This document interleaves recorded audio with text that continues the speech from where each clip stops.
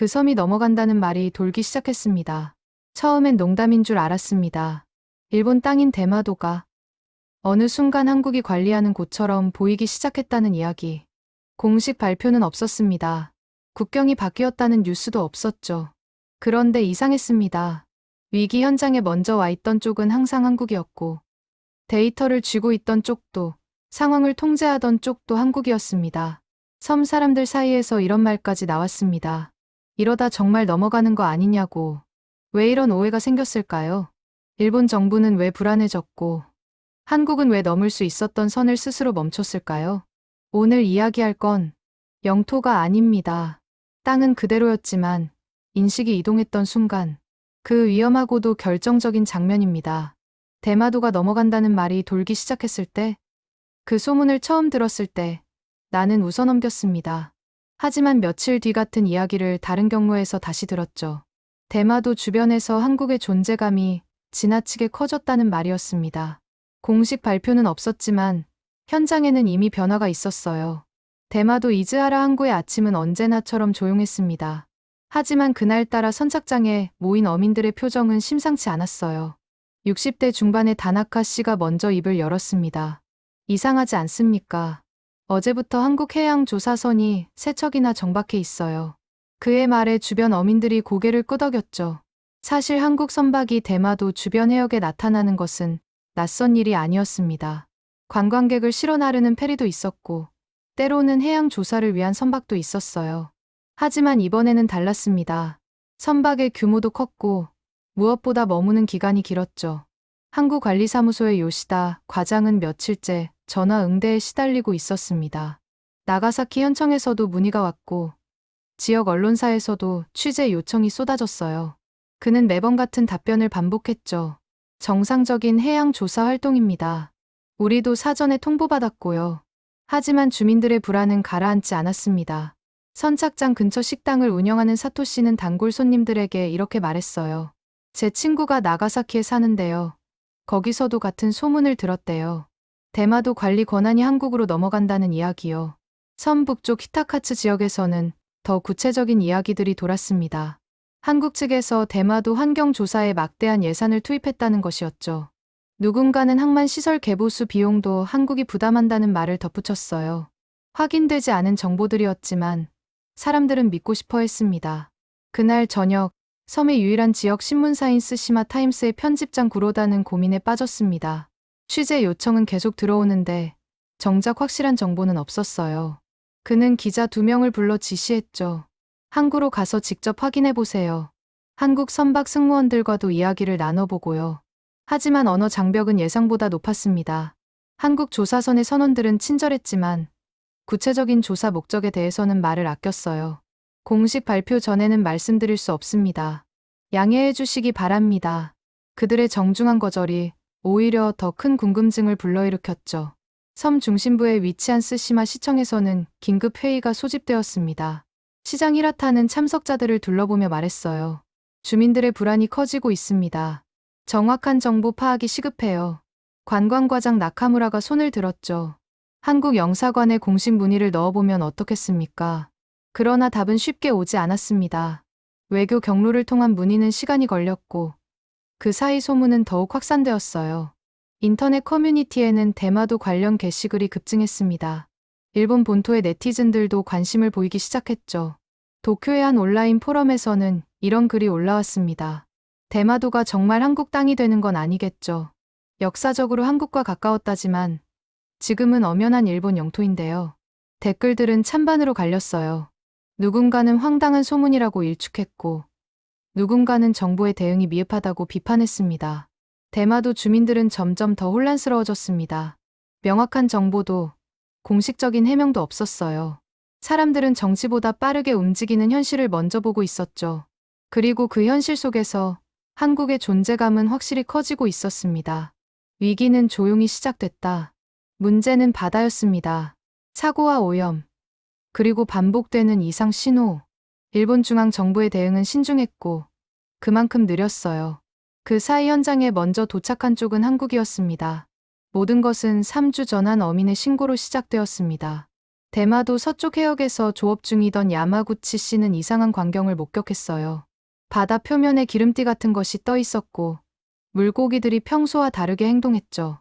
그는 즉시 해상보안청에 신고했습니다. 해상보안청 스시마 지부의 대응은 매뉴얼대로였습니다. 현장 확인, 샘플 채취, 상부 보고. 하지만 분석 결과가 나오기까지는 최소 일주일이 필요했어요. 그 사이 비슷한 신고가 3건 더 들어왔죠. 모두 대마도 서쪽에서 남쪽에 걸친 해역이었습니다. 문제는 원인을 특정할 수 없다는 것이었습니다. 유류 오염인지 산업 폐기물인지 아니면 자연적인 현상인지 명확하지 않았어요. 나가사키 현 환경관은 전문 조사를 요청했지만 예산 승인 절차에 시간이 걸렸죠. 바로 그때였습니다. 한국해양과학기술원 소속 조사선 온누리호가 대마도 해역에 진입했어요. 공식적으로는 동해 해류 조사의 일환이었습니다. 하지만 온누리호의 항로는 묘하게도 오염 신고가 집중된 해역과 겹쳤죠. 온누리호의 선장 김정수는 30년 경력의 베테랑이었습니다. 그는 레이더 화면을 보며 항해사에게 지시했어요. 이 구역 수질 데이터를 집중적으로 수집하세요. 뭔가 이상해요. 항해사 이민준이 고개를 끄덕였습니다. 한국 조사팀의 장비는 최신형이었습니다. 실시간 수질 분석 시스템, 해저 지형 탐사 장비, 생물 샘플링 도구까지. 온누리호는 이틀 만에 일본 측이 일주일 걸려 할 작업을 완료했어요. 그리고 예비 분석 결과는 충격적이었죠. 해양환경연구센터 책임연구원 박수진 박사는 데이터를 검토하며 미간을 찌푸렸습니다. 중금속 농도가 기준치의 3배예요. 그리고 이 패턴은 자연 발생이 아니에요. 그녀는 즉시 본부에 긴급 보고를 올렸죠. 한국해양수산부는 신속하게 움직였습니다. 이틀 뒤 추가 조사선 2척이 대마도 해역에 도착했어요. 해양환경공단 소속 선박과 국립수산과학원 조사선이었죠. 동시에 외교부를 통해 일본 측에 조사 결과를 공유하겠다는 의사를 전달했습니다. 일본 수산청은 당황했습니다. 자국 영해에서 진행 중인 문제를 한국이 먼저 파악하고 있었던 거예요. 도쿄의 관료들은 회의실에 모였죠. 우선 한국 측 데이터를 받아봅시다. 그리고 우리 조사팀을 즉시 파견해야 합니다. 하지만 일본의 조사팀이 현장에 도착했을 때는 이미 한국 선박 3척이 체계적인 조사를 진행 중이었습니다. 일본 환경성 소속 조사선 히카리마루의 선장 사카모토는 망원경으로 한국 선박들을 바라보며 중얼거렸어요.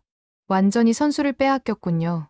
대마도 주민들은 항구에서 이 모든 광경을 지켜보고 있었습니다.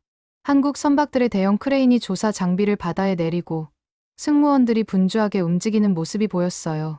반면 일본 조사선은 뒤늦게 도착해 주변을 맴돌고 있었죠. 어민 다나카 씨는 동료들에게 말했습니다.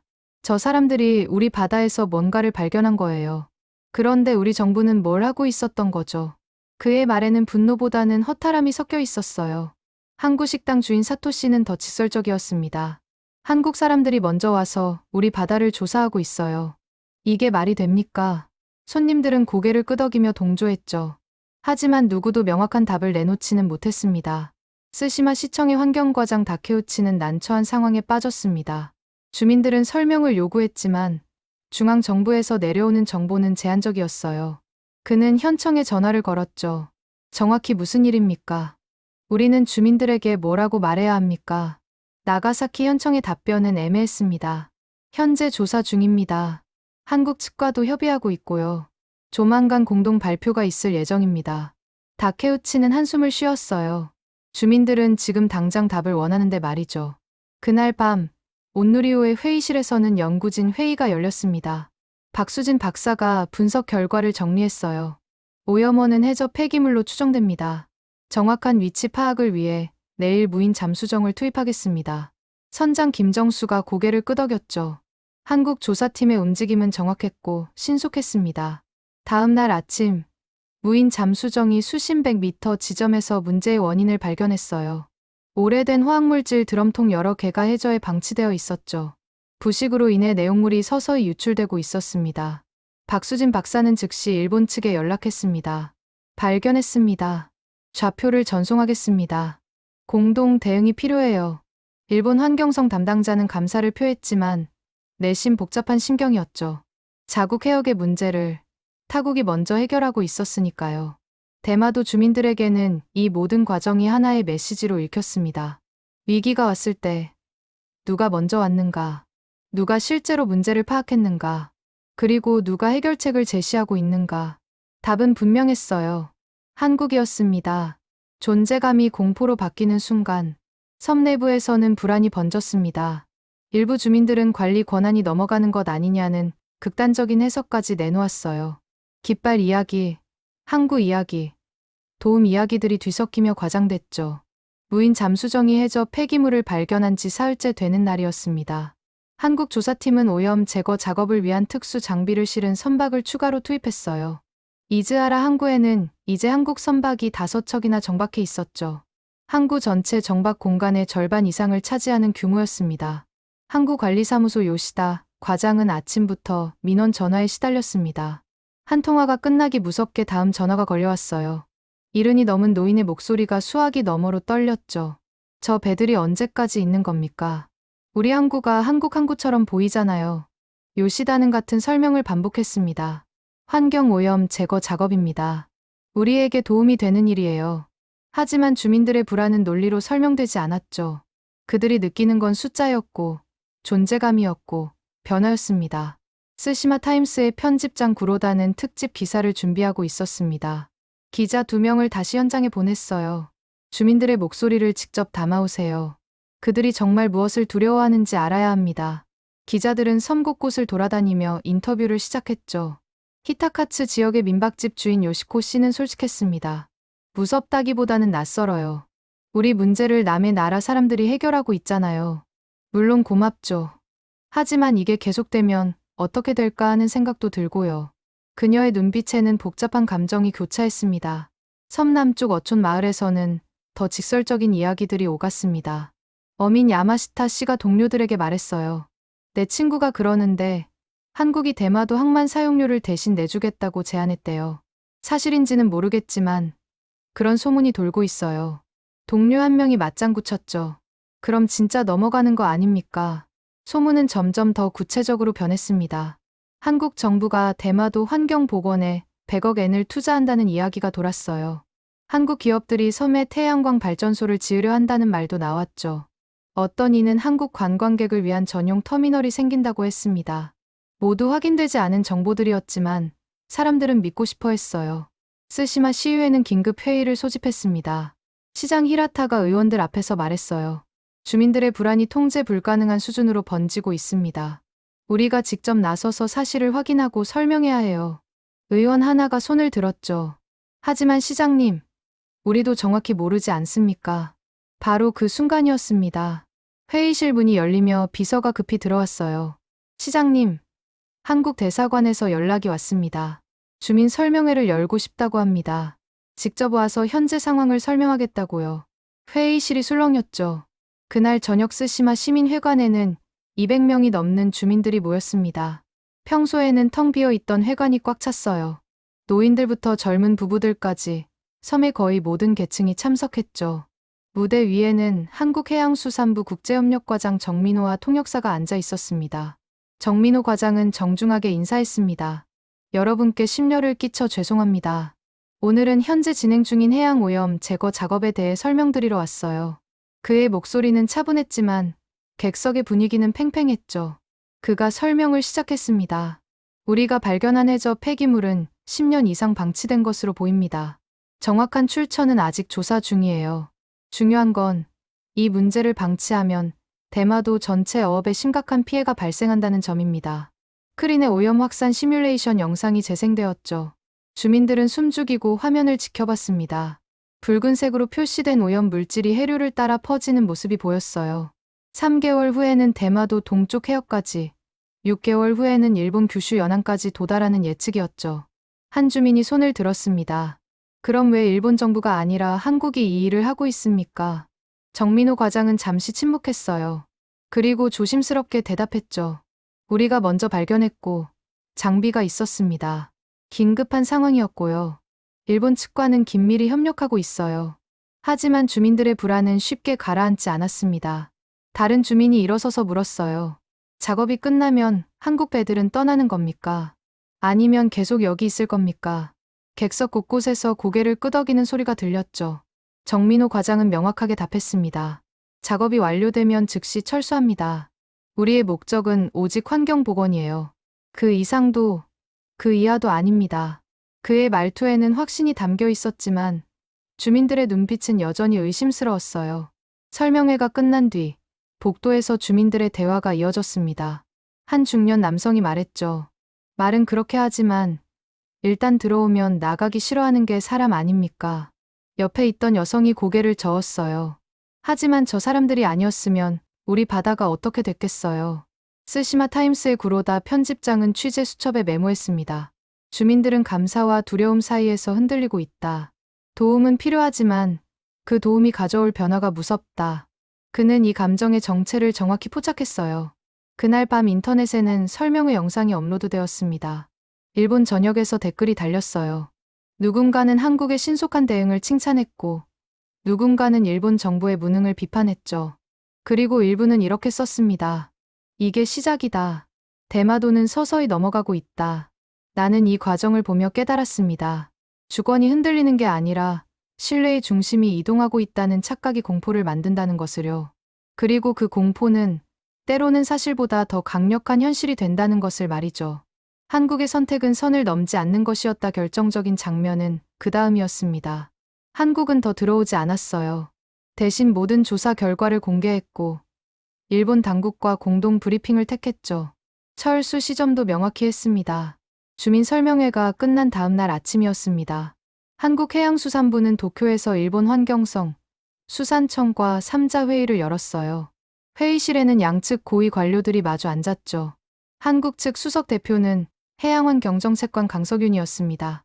강석윤 정책관이 먼저 입을 열었습니다. 우리는 오늘부터 모든 조사 데이터를 일본 측과 실시간으로 공유하겠습니다. 또한 제거 작업의 모든 단계에서 일본 측 전문가들의 참여를 요청합니다. 일본 환경성 심의관 다나베는 예상치 못한 제안에 눈을 깜빡였어요. 강석윤이 계속 말했습니다.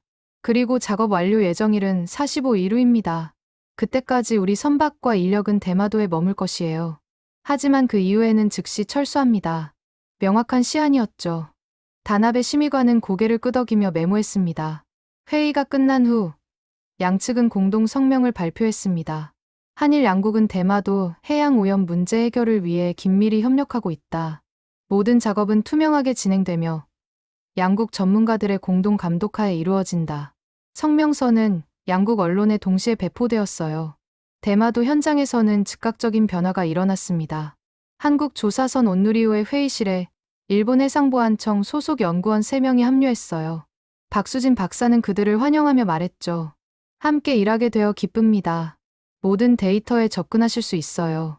일본 연구원 중 한 명인 스즈키 박사는 솔직히 놀랐습니다. 보통 이런 경우 자국 데이터를 공개하는 것을 꺼리는데요. 한국 측은 달랐어요. 오히려 적극적으로 정보를 공유했죠. 그는 동료에게 속삭였습니다. 이 사람들 정말로 환경 문제만 해결하려는 것 같아요. 이즈하라 항구에서도 변화가 보였습니다. 한국 선박 옆에 일본 환경성 소속 조사선이 나란히 정박했어요. 양국 선원들이 함께 장비를 점검하고 작업 계획을 논의하는 모습이 보였죠. 항구를 지나던 주민들이 그 광경을 신기한 듯 바라봤습니다. 스시마 시청 환경과장 다케우치는 한국 측으로부터 상세한 작업 일정표를 받았습니다. 날짜별로 어떤 작업이 진행되는지, 어떤 장비가 사용되는지, 예상되는 소음이나 교통 통제는 무엇인지 모두 명시되어 있었어요. 그는 감탄하며 중얼거렸죠. 이 정도로 체계적일 줄은 몰랐네요. 그날 저녁 스시마 타임스는 특집 기사를 냈습니다. 제목은 투명한 협력, 명확한 시한이었어요. 기사는 한국 측의 개방적인 태도와 일본 측과의 긴밀한 협력을 강조했죠. 구로다 편집장은 마지막 문단을 직접 썼습니다. 이것은 침략이 아니라 협력이다. 그리고 협력에는 시작과 끝이 있다. 하지만 인터넷 여론은 여전히 갈렸습니다. 일본의 한 온라인 커뮤니티에서는 격렬한 논쟁이 벌어졌어요. 누군가는 한국의 선의를 인정해야 한다고 주장했고, 누군가는 여전히 의심의 눈초리를 거두지 않았죠. 한 네티즌이 이렇게 썼습니다.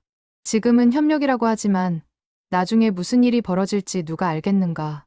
온누리호의 선장 김정수는 그런 여론을 잘 알고 있었습니다. 그는 승무원들에게 특별 지시를 내렸어요. 모든 행동을 조심하세요. 우리가 여기서 하는 모든 일이 기록되고 평가받습니다. 불필요한 오해를 사지 않도록 주의하세요. 승무원들은 고개를 끄덕였죠. 박수진 박사는 매일 저녁 작업 일지를 작성했습니다. 그리고 그 일지를 일본 측 연구원들과 공유했어요. 스즈키 박사는 그 꼼꼼함에 감탄했죠. 이 정도면 나중에 누가 뭐라고 해도 할 말이 없겠어요. 박수진은 미소 지으며 대답했습니다. 그게 목적입니다. 이 주일이 지났을 때 해저 폐기물 제거 작업은 순조롭게 진행되고 있었습니다. 드럼통 12개 중 7개가 안전하게 인양되었어요. 양국 전문가들은 매일 오전 공동 회의를 열어 진행 상황을 점검했죠.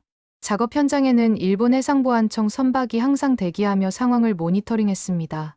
대마도 주민들의 반응도 조금씩 변하기 시작했습니다. 어민 다나카 씨는 동료들에게 말했어요. 저 사람들 정말 약속한 날짜에 떠날 것 같아요. 매일 진행 상황을 공개하고 일본 사람들도 함께 일하잖아요. 동료 한 명이 고개를 끄덕였죠. 그래도 끝까지 지켜봐야죠. 항구 식당 주인 사토 씨는 한국 선원들을 손님으로 받기 시작했습니다. 처음에는 경계했지만 그들의 정중한 태도에 마음이 풀렸어요. 한 선원이 일본어로 말했죠. 맛있는 음식 감사합니다. 우리가 떠날 때쯤이면 바다가 깨끗해질 거예요. 사토 씨는 복잡한 표정으로 미소 지었습니다. 스시마 시장 히라타는 시의회에 보고했습니다. 한국 측의 태도는 예상보다 훨씬 협조적입니다. 모든 약속을 지키고 있고 투명하게 정보를 공유하고 있어요. 우리도 긴장을 늦추지 말아야 하지만 지나친 의심도 바람직하지 않습니다. 의원들은 조심스럽게 동의했죠. 도쿄의 외무성에서도 상황을 주시하고 있었습니다. 북동아시아 과장 오카다는 상관에게 보고했어요. 한국 측은 예상보다 훨씬 절제된 모습을 보이고 있습니다. 정치적 이슈화를 철저히 피하고 있고요. 오히려 우리가 배울 점이 있어 보입니다. 힘이 있음에도 선을 넘지 않는 태도. 그 절제가 오히려 더 큰 압박으로 작용했습니다. 일본 내 일부 언론은 이렇게 보도했어요. 한국은 대마도 문제를 정치화할 수 있었지만 하지 않았다. 이것이 진정한 성숙한 외교다. 반대로 일부 보수 언론은 비판적이었습니다.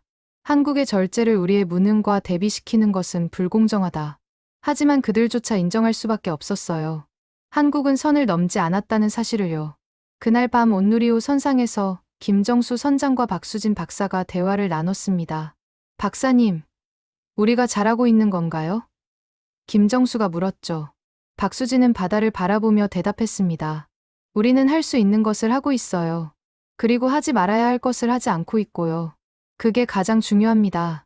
저 정도면 정말 넘어갈 수도 있었겠다는 말이 나올 정도였습니다. 하지만 한국은 그 가능성조차 스스로 차단했어요. 그것이 바로 진정한 힘이었습니다. 능력이 있으되 절제할 줄 아는 것. 그것이 신뢰를 만드는 방식이었죠.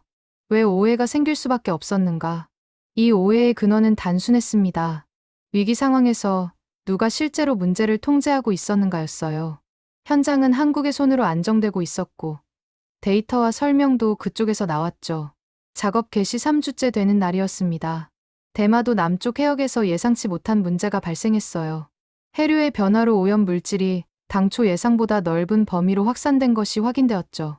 긴급 대책이 필요한 상황이었습니다. 온누리호 회의실에서는 긴급 회의가 열렸습니다. 박수진 박사가 새로운 오염 확산 지도를 스크린에 띄웠어요. 문제가 생겼습니다. 오염 범위가 당초 추정치의 1.5배로 확대됐어요. 추가 조사와 제거 작업이 필요합니다. 일본 측 연구원 스즈키도 심각한 표정을 지었죠. 박수진은 즉시 본부에 보고했습니다. 서울해양수산부에서는 긴급 대책팀이 구성되었어요. 정책관 강성윤이 지시했죠. 추가 장비와 인력을 투입하세요. 하지만 일본 측과 먼저 협의하고요. 2시간 뒤 한국은 일본 환경성의 상황을 통보했습니다. 일본 환경성은 당황했습니다. 추가 조사가 필요하다는 것까지는 이해했어요. 하지만 자체 조사팀을 파견하기에는 시간이 부족했죠. 심의관 다나베는 고민 끝에 결정했습니다. 한국 측에 추가 작업을 요청하겠습니다. 우리 인력은 감독 역할에 집중하고요. 그날 저녁 이즈하라 항구에는 한국해양환경공단 소속 대형 작업선이 추가로 입항했습니다. 길이가 80m에 달하는 선박이었어요. 주민들은 또다시 술렁였죠. 어민 야마시타 씨가 동료에게 말했습니다. 저 배 좀 보세요. 점점 더 큰 배들이 오고 있어요. 항구관리사무소의 요시다 과장은 또다시 민원 전화를 받았습니다. 한 주민이 따졌어요. 대체 언제까지 한국 배를 받아들일 겁니까? 이러다가 우리 항구가 한국 항구가 되는 거 아닙니까? 요시다는 인내심을 가지고 설명했죠. 긴급 상황입니다.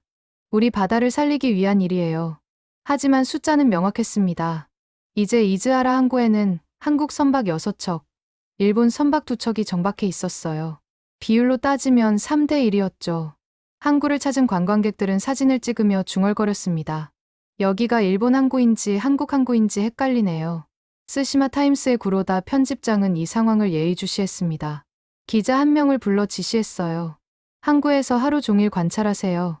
누가 무엇을 하는지, 주민들이 어떻게 반응하는지 전부 기록하고요. 기자는 노트북을 들고 현장으로 향했습니다. 그가 본 광경은 놀라웠습니다. 한국 선원들이 대형 크레인을 조작하며 해저 샘플을 인양하고 있었어요. 일본 해상보안청 요원들은 옆에서 지켜보며 기록하고 있었죠. 작업의 주도권은 명백히 한국 쪽에 있었습니다. 일본 측은 감독자 역할에 머물고 있었어요. 점심시간이 되자 한국 선원들은 도시락을 먹으며 휴식을 취했습니다. 일본 선원들도 함께 앉아 식사를 했어요. 두 나라 선원들은 제스처와 간단한 단어로 대화를 나눴죠. 분위기는 화기애애했지만 기자는 한 가지를 포착했습니다. 문제 해결의 중심에 있는 쪽은 분명 한국이었어요. 오후가 되자 박수진 박사가 현장에 나타났습니다. 그녀는 인양된 샘플을 직접 검사하며 작업팀에게 지시했어요. 이 구역은 오염도가 높습니다. 특수 용기에 담아서 처리하세요. 작업원들이 신속하게 움직였죠. 일본 측 연구원 스즈키는 그 모습을 지켜보며 동료에게 속삭였습니다. 저 사람들 정말 전문가예요. 저녁 무렵 박수진은 기자회견을 열었습니다. 스시마 시청 회의실에는 일본 언론사 기자들과 스시마 타임스 기자가 모였어요. 박수진이 설명했죠. 오늘 추가 오염 구역을 확인했습니다. 예상보다 상황이 심각하지만 통제 가능한 수준이에요. 45일 내에 모든 작업을 완료할 수 있습니다. 한 기자가 질문했습니다. 일본 정부의 역할은 무엇입니까? 박수진은 신중하게 답했어요. 일본 측은 우리와 긴밀히 협력하고 있습니다. 모든 작업은 양국 전문가의 공동 감독하에 진행되고 있고요. 하지만 기자들이 본 것은 달랐습니다. 실제 작업을 하는 쪽은 한국이었죠. 그날 밤 뉴스에서는 대마도 상황이 보도되었습니다. 화면에는 한국 대형 작업선이 해저 폐기물을 인양하는 장면이 나왔어요. 내레이션이 흘러나왔죠. 대마도 해양 오염 문제, 한국 조사팀의 주도로 해결 작업이 진행 중입니다. 시청자들은 그 문구를 주목했습니다. 주도라는 단어를요. 인터넷 댓글창은 또다시 들끓었습니다. 누군가는 한국의 능력을 칭찬했어요. 누군가는 일본 정부의 무능을 비판했죠. 그리고 일부는 이렇게 썼습니다. 이러다 정말 대마도가 넘어가는 거 아닙니까? 실제로 모든 것을 한국이 통제하고 있잖아요. 스시마 시의회 의원 한 명이 시장 히라타에게 전화했습니다. 시장님, 이건 좀 이상하지 않습니까? 우리 섬 문제를 외국이 주도적으로 해결하고 있어요. 주민들이 불안해하는 것도 당연합니다. 히라타는 한숨을 쉬었죠. 하지만 우리가 할 수 있는 게 뭡니까? 우리에게는 장비도 기술도 없잖아요. 바로 그것이 문제의 핵심이었습니다. 사람들은 국경이 아니라 기능하는 주체를 보며 판단했어요. 위기 상황에서 누가 문제를 파악했고, 누가 해결책을 제시했으며, 누가 실제로 행동했는가. 답은 모두 한국이었죠. 대마도 북쪽 어촌 마을의 민박집 주인 요시코 씨는 투숙객에게 이렇게 말했습니다. 땅은 일본 것이지만 바다를 관리하는 건 한국 같아요. 이상하죠. 하지만 현실이 그래요. 투숙객은 고개를 끄덕이며 창밖을 바라봤습니다. 저 멀리 한국 작업선의 불빛이 보였어요. 온누리호 선장 김정수는 이 모든 상황을 잘 알고 있었습니다. 그는 박수진 박사에게 말했죠. 박사님, 우리가 너무 나서는 것 같지 않습니까? 오해를 살 수도 있어요.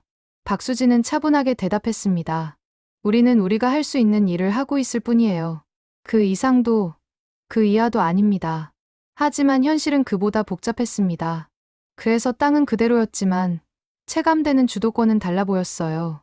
사람들은 서류상의 주권이 아니라 눈앞에서 벌어지는 현실을 보고 판단했죠.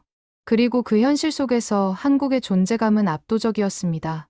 위기를 키우지 않는 방식. 흥미로운 점은 한국이 이 오해를 이용하지 않았다는 것입니다. 정치적 메시지도 상징적 행동도 없었어요. 오히려 과도한 해석을 경계했죠. 작업 개시 4주째가 되었을 때였습니다. 서울의 한 정치인이 대마도 문제를 언급했어요. 국회 외교통일위원회 소속 의원 김태현이 기자회견을 열었죠. 대마도 해양 환경 문제 해결에 우리 정부가 앞장서고 있습니다. 이는 우리의 해양 기술력을 보여주는 좋은 사례입니다. 그의 발언은 즉시 일본 언론에 보도되었습니다. 일본 보수 언론들이 반발했어요. 한국 정치인이 대마도 문제를 정치적으로 이용하려 한다. 이것은 내정 간섭이다. 댓글창에는 비난이 쏟아졌죠. 인터넷 여론이 급격히 악화되기 시작했습니다. 하지만 한국 정부의 대응은 신속했습니다. 다음 날 외교부 대변인이 정례 브리핑에서 말했어요. 대마도 해양 환경 문제는 순수한 환경 협력 사안입니다. 정치적 해석은 바람직하지 않아요. 우리는 일본과의 협력을 계속 강화해 나갈 것입니다. 명확한 선긋기였죠. 같은 날 해양수산부 장관이 직접 나섰습니다. 그는 언론 인터뷰에서 강조했어요. 우리의 목표는 오직 환경 복원입니다. 대마도는 일본 영토이고 우리는 그 사실을 존중해요. 다만 이웃으로서 도울 수 있는 부분을 돕고 있을 뿐입니다. 그의 말투에는 확고함이 담겨 있었습니다. 서울의 외교부 청사에서는 긴급 회의가 열렸습니다. 차관이 참석자들에게 지시했죠. 대마도 관련 모든 공식 발언을 통제하세요. 정치인들에게도 자제를 요청하고요. 이 문제가 정치 이슈화되는 것을 막아야 합니다. 참석자들이 고개를 끄덕였어요. 국회의원 김태현에게는 당 지도부를 통해 조용한 권고가 전달되었습니다. 대마도 문제 언급을 자제해달라는 내용이었어요. 김태현은 불만스러웠지만 받아들였죠. 정부가 그렇게 강하게 나오는 것은 이례적이었습니다. 대마도 현장에서도 변화가 있었습니다. 온누리호의 김정수 선장은 승무원 전체 회의를 소집했어요. 앞으로 모든 언론 인터뷰는 금지입니다. 개인 SNS 게시도 자제하세요. 우리는 일만 하면 됩니다. 승무원들은 이해했습니다. 조용히 일하는 것이 최선이라는 것을요. 박수진 박사도 연구팀에게 같은 지시를 내렸습니다. 기자들이 찾아와도 공식 브리핑 외에는 개별 인터뷰를 하지 마세요. 우리의 과학적 성과가 정치적으로 해석되는 것을 막아야 해요. 연구원들은 고개를 끄덕였죠. 흥미롭게도 한국 언론들도 자제하기 시작했습니다. 대형 신문사들은 대마도 관련 보도를 최소화했어요. 보도하더라도 환경협력이라는 프레임을 유지했죠. 선정적인 제목이나 과장된 표현을 피했습니다. 이즈하라 항구에서는 조용한 변화가 일어났습니다. 한국 선원들이 더욱 조심스럽게 행동하기 시작했어요. 항구를 이용할 때도 소음을 최소화했고 주민들과 마주치면 정중하게 인사했죠. 한 선원이 동료에게 말했습니다. 우리가 여기 온 이유를 잊지 말자고요. 일 때문이지 정치 때문이 아니에요. 스시마 타임스의 구로다 편집장은 이런 변화를 포착했습니다. 그는 기사에 썼어요. 한국 측의 태도가 더욱 신중해졌다. 정치적 해석의 여지를 최소화하려는 노력이 보인다. 이것은 성숙한 외교의 모습이다. 일본 환경성의 단합의 심의관도 같은 것을 느꼈습니다. 그는 동료에게 말했죠. 한국 측이 오해를 키우지 않으려고 애쓰는 게 보여요. 솔직히 그들이 원했다면 이 상황을 정치적으로 이용할 수도 있었을 텐데요. 동료가 대답했습니다. 그게 바로 진짜 실력이죠.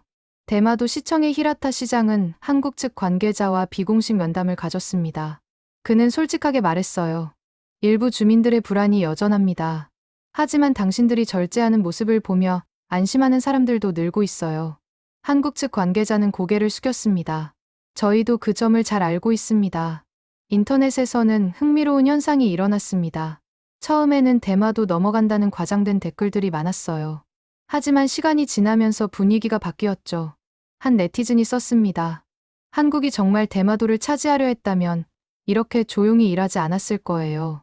많은 사람들이 공감 버튼을 눌렀습니다. 일본의 한 시사 프로그램에서 전문가가 출연해 분석했습니다. 한국의 대응은 교과서적입니다. 능력은 보여주되 야심은 감추는 거죠.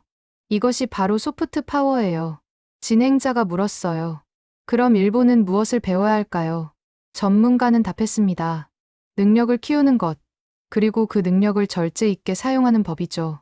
대마도 어민 다나카 씨는 생각이 바뀌고 있었습니다. 그는 동료들에게 말했어요. 처음에는 불안했는데 지켜보니 저 사람들 그냥 일만 하고 가려는 것 같아요. 정치적인 얘기는 전혀 안 하더라고요. 동료가 맞장구 쳤죠. 맞아요. 우리 정치인들보다 훨씬 조용해요. 항구 식당 주인 사토 씨는 한국 선원들과 더 자주 대화하게 되었습니다. 한 선원이 어눌한 일본어로 말했어요. 우리 곧 떠나요. 바다 깨끗해지면요. 사토 씨는 고개를 끄덕였습니다. 그러면서 이상한 감정을 느꼈어요. 아쉬움 같은 것이었죠. 온누리호의 박수진 박사는 매일 일지를 쓰며 되새겼습니다. 우리는 과학자다. 정치인이 아니다. 우리의 임무는 환경을 복원하는 것이다. 그 이상도, 그 이하도 아니다. 그녀는 펜을 놓으며 창밖을 바라봤어요. 대마도의 밤바다가 고요했습니다. 그 태도가 소문을 진정시켰습니다. 위기는 커질수록 통제하기 어렵다는 것을 한국은 알고 있었어요. 그래서 일부러 목소리를 낮췄고 움직임을 절제했으며 정치적 해석의 여지를 차단했죠. 위기를 키우지 않는 방식. 그것이 진정한 위기 관리였습니다. 남은 것은 평가였다. 사건이 정리된 뒤 섬에는 묘한 인식이 남았습니다. 땅은 일본에 있지만 위기 대응은 한국 수준이어야 한다는 말이었어요. 이것은 찬사가 아니라 비교였죠. 작업 개시 43일째 되는 날이었습니다. 마지막 해저 폐기물 드럼통이 인양되었어요. 온누리호 갑판 위에서 박수진 박사와 일본 측 연구원 스즈키가 나란히 서서 그 광경을 지켜봤습니다. 박수진이 조용히 말했죠. 끝났습니다. 스즈키는 고개를 끄덕이며 악수를 청했습니다. 수고하셨습니다. 당신들이 아니었다면 이 일은 불가능했을 거예요. 박수진은 미소 지으며 답했어요. 함께 했기에 가능했습니다. 두 사람의 악수는 길었습니다. 그날 오후 스시마 시청에서 최종 보고회가 열렸습니다. 양국 전문가들과 지역 주민 대표들이 참석했어요. 박수진 박사가 프레젠테이션을 시작했죠. 총 12개의 드럼통을 인양했습니다. 해역 오염도는 작업 전 대비 93% 감소했어요. 스크린의 전후 비교 데이터가 나타났습니다. 주민들은 숨죽이고 화면을 봤습니다. 붉은색으로 표시되었던 오염 구역이 거의 녹색으로 바뀌어 있었어요. 어민 다나카 씨가 손을 들었죠. 그럼 이제 고기잡이를 해도 안전합니까? 박수진이 답했습니다. 2주일 후부터는 안전합니다. 추가 모니터링은 계속될 거예요. 일본 환경성의 다나베 심의관이 마이크를 잡았습니다. 한국 측의 헌신적인 노력에 감사드립니다. 그리고 대마도 주민 여러분의 협조에도 감사해요. 이번 협력은 양국 관계의 좋은 사례가 될 것입니다. 박수가 터져나왔죠. 보고회가 끝난 후 주민들은 복도에 남아 이야기를 나눴습니다. 한 중년 여성이 말했어요. 솔직히 처음에는 불안했는데 결과를 보니 정말 잘해줬어요. 옆에 있던 남성이 맞장구 쳤죠. 그런데 왜 우리 정부는 이렇게 못했을까요? 대화의 방향이 바뀌기 시작했습니다. 스시마 타임스의 구로다 편집장은 특집 기사를 준비했습니다. 제목을 고민하다가 이렇게 정했어요. 대마도 위기, 누가 해결했는가? 기사는 객관적으로 사실을 나열했지만 결론은 명확했죠. 한국의 신속한 대응과 전문성이 위기를 해결했다. 기사가 나간 뒤 반응은 폭발적이었습니다. 지역 주민들뿐 아니라 일본 전역에서 관심을 보였어요. 온라인 댓글창에는 다양한 의견이 올라왔죠. 한국의 능력을 인정하는 댓글, 일본 정부를 비판하는 댓글, 그리고 양국 협력을 강조하는 댓글이 뒤섞였습니다. 도쿄의 한 정치 평론가가 칼럼을 썼습니다. 대마도 사건은 우리에게 교훈을 준다. 위기 대응 능력은 하루아침에 만들어지지 않는다. 한국은 지난 수십 년간 해양 기술에 투자해왔다. 우리는 무엇을 했는가? 칼럼은 큰 반향을 일으켰어요. 대마도 어민들 사이에서는 새로운 기준이 생겼습니다. 다나카 씨가 동료들에게 말했죠. 다음에 또 문제가 생기면 어떻게 하죠? 우리 정부는 또 느리게 대응할 텐데요. 동료 한 명이 대답했습니다. 그럼 또 한국의 도움을 요청해야 하는 거 아닙니까? 그 말에는 씁쓸함이 담겨 있었습니다. 자국 정부에 대한 신뢰보다 이웃나라의 능력에 대한 신뢰가 더 컸던 거예요. 이것은 비극이었지만 동시에 현실이었죠. 한국 식당 주인 사토 씨는 단골 손님들에게 이렇게 말했습니다. 한국 사람들, 일은 정말 잘하더라고요. 우리보다 훨씬 빠르고 정확했어요. 손님 한 명이 물었죠. 그럼 또 오면 어떡해요? 사토 씨는 웃으며 답했습니다. 일 잘하면 되는 거 아닙니까? 스시마 시장 히라타는 시의회에 최종 보고를 했습니다. 한국 측의 협력으로 위기를 성공적으로 극복했습니다. 하지만 우리도 반성해야 해요. 왜 우리는 스스로 대응하지 못했는가? 우리에게 부족한 것이 무엇인가? 의원들은 침묵했습니다. 답을 알고 있었지만 말하기 불편했던 거예요. 한 의원이 조심스럽게 발언했습니다. 중앙정부의 예산 지원을 요청해야 하지 않겠습니까? 우리도 자체 대응 능력을 갖춰야 해요. 다른 의원들이 고개를 끄덕였죠. 하지만 모두 알고 있었습니다. 예산을 받는 것과 실제 능력을 갖추는 것은 다른 문제라는 것을요. 나가사키 현청에서는 보고서를 작성했습니다. 대마도 해양 오염 사건 대응 평가라는 제목이었어요. 보고서는 솔직했죠. 한국의 신속한 대응이 위기를 조기에 해결했다. 우리의 대응은 늦었고 자체 역량이 부족했다. 개선이 필요하다. 도쿄의 환경성에서도 비슷한 평가가 나왔습니다. 담당 국장이 회의에서 말했어요. 대마도 사건은 우리의 위기 대응 체계를 재점검할 기회입니다. 한국이 보여준 수준을 우리도 갖춰야 해요. 참석자들이 동의했지만 실행 계획은 구체적이지 않았습니다. 일본의 한 TV 다큐멘터리 프로그램이 대마도 사건을 다뤘습니다. 프로그램은 한국 조사팀의 작업 과정을 상세히 보여줬어요. 최신 장비, 체계적인 절차, 전문가들의 협업. 시청자들은 감탄하면서도 부러워했죠. 프로그램이 끝난 후 시청자 게시판에는 댓글이 쏟아졌습니다. 한국의 기술력이 저 정도인 줄 몰랐다. 우리도 저렇게 할 수 있어야 하는 거 아닌가? 왜 우리는 항상 뒤처지는가? 댓글들은 질문이었지만 동시에 자성의 목소리였어요. 대마도로 돌아온 관광객 한 명이 블로그에 글을 썼습니다. 대마도 바다가 정말 깨끗해졌다. 한국 덕분이라고 한다. 복잡한 심경이다. 우리 땅인데 우리가 못 지킨 것 같아서. 글은 조회수 10,000건을 넘겼어요. 나는 이 대목에서 국가의 위상이 어떻게 형성되는지를 보았습니다. 그것은 선언이나 주장으로 만들어지는 게 아니었어요. 실제 능력, 신속한 대응, 그리고 결과로 증명되는 것이었죠. 그리고 비교는 가장 냉정한 평가 방식이었습니다. 결국 대마도는 그대로였습니다. 국경도 변하지 않았어요. 하지만 사람들의 기준은 달라졌죠. 위기 속에서 누가 먼저 왔는지, 누가 책임을 회피하지 않았는지, 누가 끝까지 절제했는지. 그 기억이 남았습니다. 작업 종료 이틀 전이었습니다. 온누리호를 비롯한 한국 선박들이 철수 준비를 시작했어요. 갑판 위에서는 장비들이 하나씩 정리되고 있었죠. 박수진 박사는 마지막 수질 검사 결과를 확인하며 미소 지었습니다. 완벽해요. 김정수 선장이 그녀에게 다가왔습니다. 박사님, 우리 정말 잘한 건가요? 박수진은 고개를 끄덕였어요. 우리는 최선을 다했습니다. 그리고 약속을 지켰고요. 김정수가 바다를 바라보며 말했죠. 그럼 됐네요.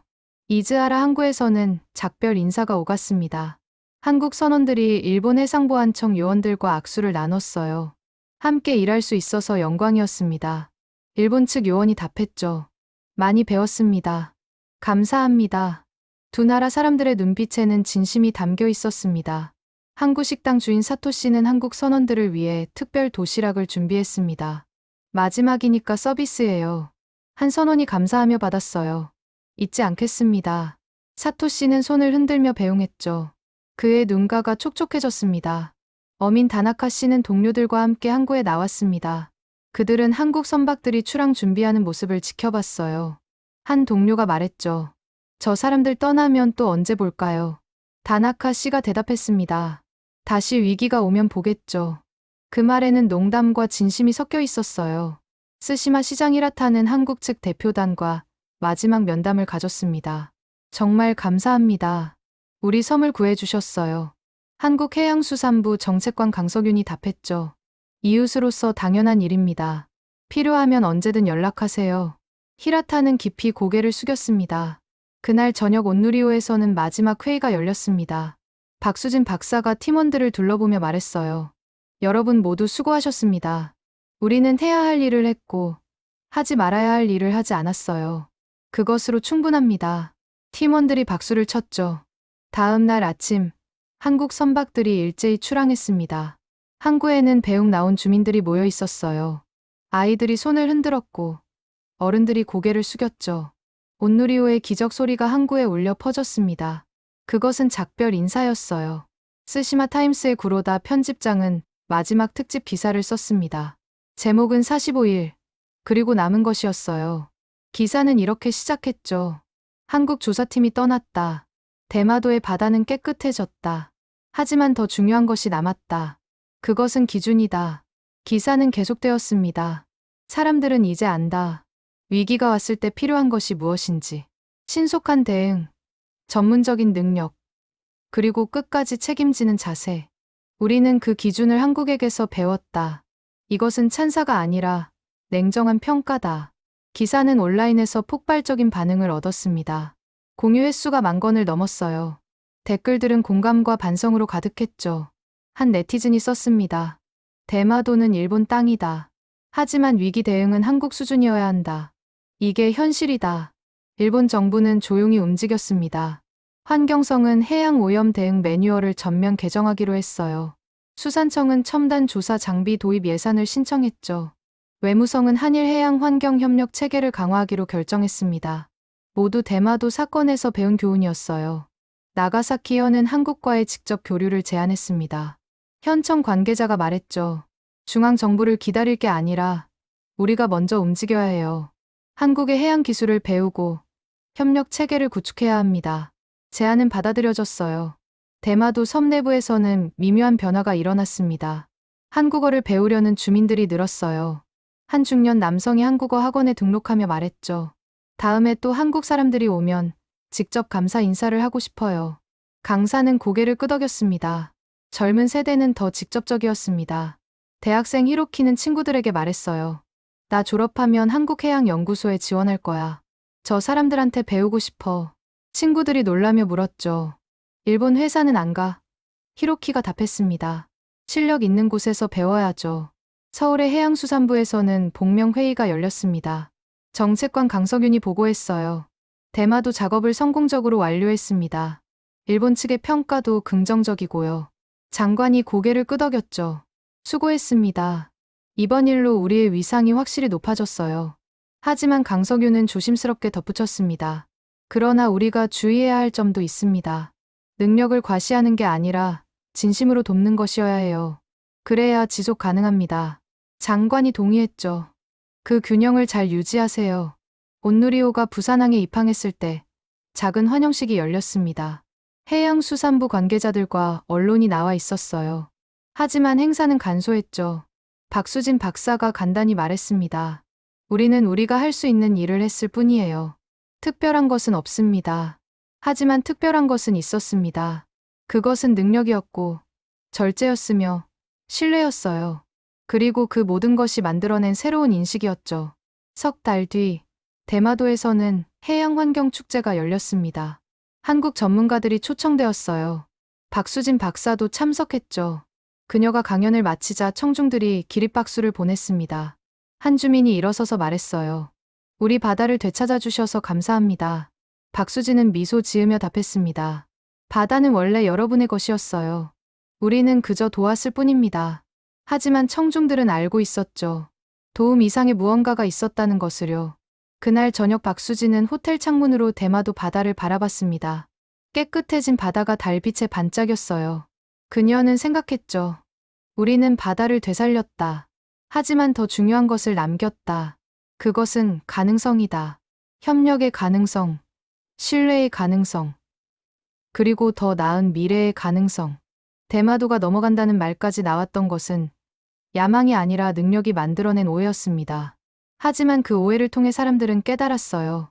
진짜 힘은 무엇인지, 진짜 신뢰는 어떻게 만들어지는지, 그리고 이웃이란 무엇인지를 말이죠. 땅은 바뀌지 않았습니다. 국경도 그대로였어요. 하지만 사람들의 마음속 지도는 조금 바뀌었죠. 그곳에는 이제 새로운 선이 그어져 있었습니다.